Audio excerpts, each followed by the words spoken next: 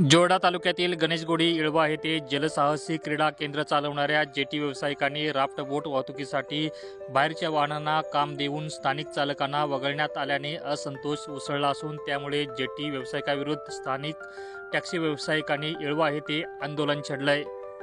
आवेडा पंचायत क्षेत्रातील गणेशगोडी इळवा येथे काळी नदीवर जलसाहसी क्रीडांची सेवा पर्यटकांना दिली जाते।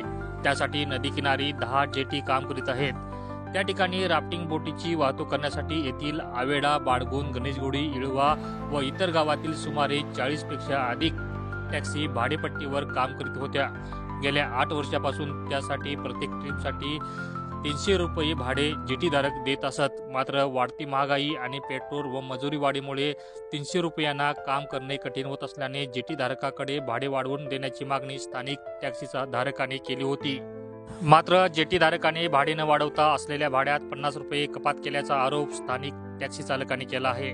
तसेच आता बाहेरच्या टॅक्सीधारकांना काम देऊन हा संघर्ष वाढविला आहे।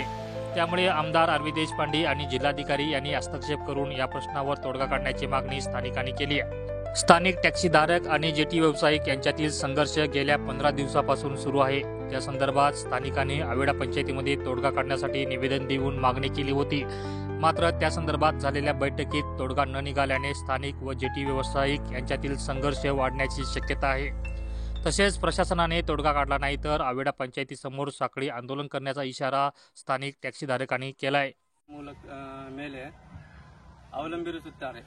ಪ್ರವಾಸೋದ್ಯಮ ನಂಬಿ ಇಲ್ಲಿ ಕಳೆದ 8 ವರ್ಷಗಳಿಂದ ಗಾಡಿ ಸರ್ವಿಸ್ ನೀಡುತ್ತಿದ್ದು ಬರೀ 300 ರೂಪಾಯಿ ಒಂದು ಟ್ರಿಪ್ಪಿಗೆ ನೀಡುತ್ತಿದ್ದರು।